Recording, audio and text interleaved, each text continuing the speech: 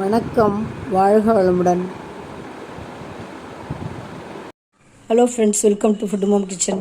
நம்ம இன்றைக்கி கேழ்வரகு அடை செய்ய போகிறோங்க. கேழ்வரகு அடைக்கு பார்த்திங்கன்னா இந்த டம்ளரால் 3 டம்ளர், முதல்ல 2 டம்ளர் போட்டேன், இது 3ஆவது டம்ளர். 3 டம்ளர் அடைக்கி எடுத்து வச்சாச்சு. இதில் என்னென்ன நம்ம இப்போ சேர்க்க போகிறோம்னா, தேங்காய் பல்லாக கீனி வச்சுக்கலாம், இல்லை மிக்சியில் ஓட்டி வச்சுக்கலாம். பூ மாதிரி நம்ம பல்லாக நான் ஒரு அரை மூடி ஓட்டி வச்சுருக்கேன்.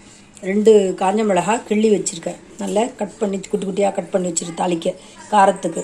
அதே மாதிரி பார்த்திங்கன்னா வெங்காயம் ஒரு 2 வெங்காயம் கட் பண்ணி சின்னதாக கட் பண்ணி வச்சுருக்கேன்.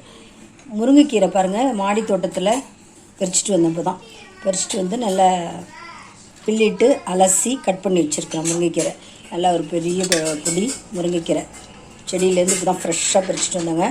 இது ரொம்ப இந்த கேழ்வரகு அடையில் முருங்கைக்கீரை போட்டு செய்கிறது தான் ரொம்ப சிறப்பு. அப்புறம் பார்த்திங்கன்னா தாளிக்கிறதுக்கு பெருங்காயம், கடுகு, உளுத்தம்பருப்பு 1 ஸ்பூன், கடுகு அரை ஸ்பூன், பெருங்காயம் ஒரு 2 ஸ்கொயர் வச்சுருக்கேன். அப்புறம் ஆயில் பொரிக்கிறதுக்கு, ஆயில் சுடுறதுக்கு. இப்போ நம்ம இதெல்லாம் பிசைஞ்சிட்டு பார்க்கலாங்களா? தாளிச்சிடலாம். முதல்ல தாளித்து இதில் கொட்டிட்டு அப்புறம் பார்க்கலாம். வச்சு ஸ்டவ் பற்ற வச்சு கடாயை வச்சு எண்ணெய் ஊற்றிட்டேன். எண்ணெய் வந்து ஒரு 2 ஸ்பூன் அளவுக்கு எண்ணெய் ஊற்றிருக்கேன். இதில் வந்து முதல்ல தாளிப்பு போட்டுப்போம். பெருங்காயம் ஒரு அரை ஸ்பூன் பெருங்காயம், கடுகு, உளுத்தம்பருப்பு எல்லாம் போட்டாச்சு. நல்லா பொரியட்டும். கடுகும் பெருங்காயமும் நல்லா பொரியட்டும்.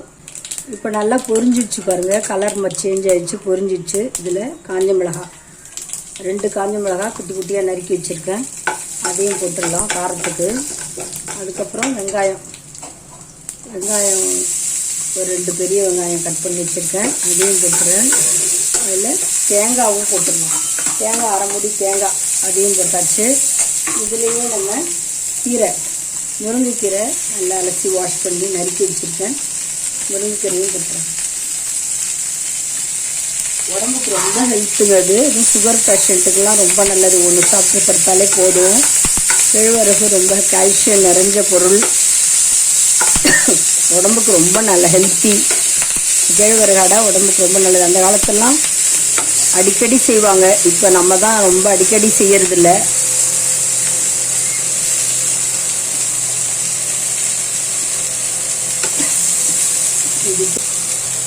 இப்போ நம்ம கீரையும் அதில் போட்டுட்டோம், நல்லா வதங்கட்டும். அந்த கலர் எப்படி க்ரீனிஷாக எவ்வளோ அழகாக இருக்கு பாருங்கள். நல்லா வதங்கட்டும். கீரையும் அரை வேக்காடாக அப்படியே அதிலே வந்துடும். இது நம்ம மாவில் போட்டு பிசைஞ்சிட வேண்டியது தான். உப்பு போட்டு மாவில் பிசைஞ்சிட்டு நம்ம அடை சுட வேண்டியது தான். ரொம்ப நல்லாயிருக்கும். உடம்புக்கு ரொம்ப ஹெல்த்தி. நல்லா இருக்கிறத விட ரொம்ப ஹெல்த்திங்க. நம்ம வந்து மாதத்தில் ஒரு 4 தடவையாக செஞ்சு சாப்பிடணும். ரொம்ப நல்லது உடம்புக்கு. அந்த காலத்தில் எல்லாருமே செஞ்சு சாப்பிடுவாங்க.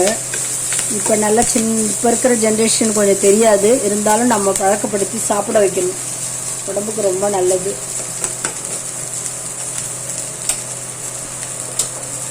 இப்போ நம்ம வதக்கிட்டோம் ஓரளவுக்கு. இப்போ வந்து மாவு பிசைஞ்சிட்டு அதிலே இதையும் கொட்டி பிசைஞ்சிடலாம். இங்கே பார்த்திங்கன்னா கேழ்வரகு மாவு 3 டம்ளர். இப்போ பாருங்கள், நம்ம அந்த முருங்கைக்கீரை, தேங்காய், வெங்காயம் எல்லாமே மாவில் போட்டாச்சு. நல்லா பெசரி விட்டுட்டு தேவையான அளவு உப்பும் போட்டனால தேவையான அளவு தண்ணி சேர்த்துக்கலாம். நம்ம அடை தட்டுறதுக்கு தகுந்தாப்பில் கட்டியாக இருக்கணும், ரொம்ப தண்ணியாக இடக்கூடாது. அதனால் பார்த்து கொஞ்சம் கொஞ்சமாக ஊற்றி பிசைஞ்சிக்கலாம். உப்பும் தேவையான அளவு டேஸ்ட்டு பார்த்துட்டு உப்பு போட்டுக்கலாம்.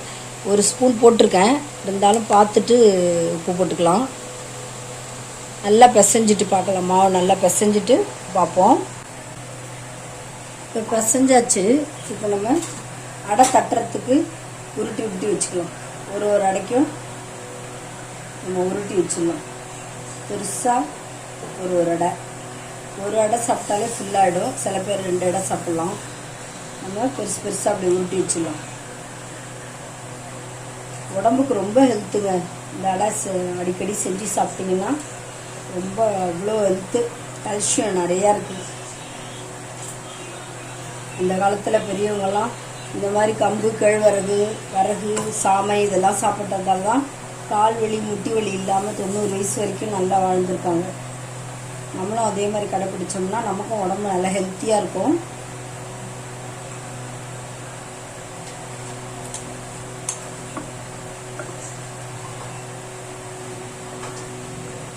இப்போ நம்ம உருட்டி வச்சுட்டோம். எத்தனை உருட்டி இருக்கோம் பாருங்கள், 7 வந்திருக்கு. இப்போ அடை தட்ட ஆரம்பிச்சிடலாம். நம்ம அடுப்பில் ஸ்டவ் ஆன் பண்ணி நம்ம பேன் போட்டோம். இப்போ எண்ணெய் ஊற்றி அதுலேயே அப்படியே தட்டிடலாம். இல்லைன்னா வாழை இலையில் தட்டி வைக்கலாம், இல்லை பிளாஸ்டிக் கவரில் தட்டி வைக்கலாம். நான் அதிலே போட்டு தான் தட்ட போகிறேன், வாங்க பார்க்கலாம். இப்போ பாருங்கள், நம்ம இப்படி வச்சுக்குவோம். வச்சுட்டு எண்ணெய் ஊற்றி வச்சுட்டு அதிலே தட்டிடலாம். எண்ணெய் இருக்கிறதால உங்களுக்கு ஒட்டாமல் நல்லா வரும். சின்ன இந்த சைஸ் தட்டினாலும் தட்டலாம், இன்னும் கொஞ்சம் பெருசாகவும் நம்ம தட்டிக்கலாம். நல்லா வேக வச்சு கீரையெல்லாம் போட்டுப்போம் பாருங்கள், நல்லா வேக வச்சு எடுக்கணும். இது நல்லா வேகட்டும். அடுத்த அடை நம்ம கொஞ்சம் பெருசாகவே தட்டிப்போம். அந்த மாதிரி அதுலேயே கடாய் தோசைக்கல்லே வச்சு தட்டினாலும் தட்டலாம். இந்த மாதிரி கவரு இல்லை வாழை இலை அதை மாதிரி வச்சு நம்ம அப்படி மெல்லிசாக தட்டிக்கலாங்க. இந்த சைடு நல்லா வெந்துருச்சு. நம்ம இப்போ திருப்பி போட்டுக்கலாம். நல்லா வேக வச்சு எடுக்க வேண்டியதுதான்.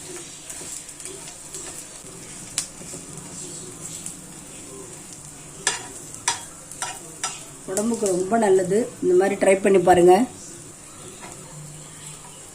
நல்லா இப்படி திருப்பி போட்டு 2 பக்கமும் நல்லா வேக வச்சு எடுக்கணுங்க.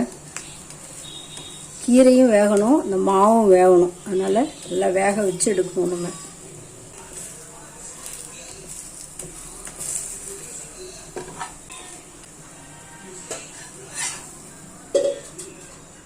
அடுத்த அடையை போட்டுக்கலாம்.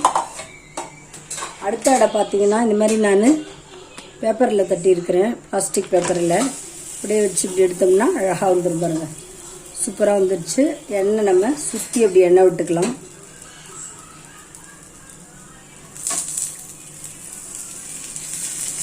மேலேயும் கொஞ்சம் விட்டுக்கலாம், சுற்றியும் கொஞ்சம் விட்டுக்கலாம். நல்லா வேகட்டும்.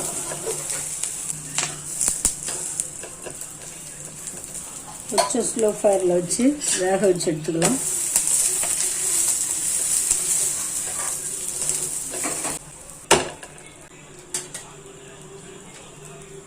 அதே மாதிரி தட்டியாச்சு. நல்ல பெரிய அடையாக தட்டிட்டோம். இதே மாதிரி பெருசாக தட்டிக்கலாம்.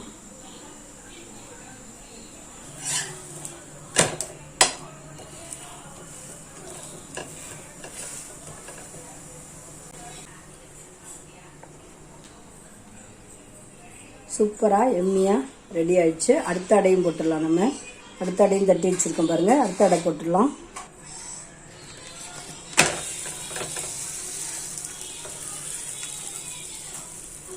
பாருங்கள், அடுத்த அடையும் நம்ம போட்டாச்சு. சுற்றி எண்ணெய் ஊற்றிக்கலாம். சுற்றி எண்ணெய் ஊற்றிட்டு மேலேயும் 1 ஸ்பூன் விட்டுக்கலாம். அப்படி நல்லா வேகணும், வேக வச்சு எடுக்கணும். கேழ்வரகு கம்பெல்லாம் எப்பயுமே நல்லா வேக வச்சு எடுக்கணும். இதுதான் நல்லது. நல்லா வேக கேழ்வரகுல கால்சியம் நிறையா இருக்கிறதால நம்ம முட்டி வலியெலாம் வராமல் தடுக்குங்க. கேழ்வரகு நம்ம எந்த ஃபார்ம்லேயோ சாப்பிடலாம். கஞ்சி மாதிரி, புட்டு மாதிரி, இல்லை இடியாப்பம், கொழுக்கட்டை, இப்படி எப்படி வேணாலும் செஞ்சு சாப்பிட்லாங்க. நம்ம நல்லா ரெடி ஆகிடுச்சுங்க. அடை எடுத்துடுவோம். சூப்பராக கேழ்வரகு அடை எம்மியாக ரெடி ஆகிடுச்சு. நீங்களும் செஞ்சு பாருங்கள். உடம்புக்கு ரொம்ப ஹெல்த்து, கால்சியம் நிறைஞ்ச இந்த கேழ்வரகு அடையை எல்லார் வீட்லேயும் செஞ்சு சாப்பிடுங்க. லேடிஸ்க்கு ரொம்ப நல்லது, ஜென்ஸுக்கும் நல்லது, குழந்தைங்களுக்கும் ரொம்ப நல்லது. இந்த வீடியோ உங்களுக்கு பிடிச்சிருந்துன்னா லைக் பண்ணுங்கள், கமெண்ட் பண்ணுங்கள், ஷேர் பண்ணுங்கள், மறக்காமல் சப்ஸ்கிரைப் பண்ணுங்கள். Thanks for வாட்சிங்க. பழமையை மறக்காமல் நம்ம இந்த உணவை கடைப்பிடிப்போங்க.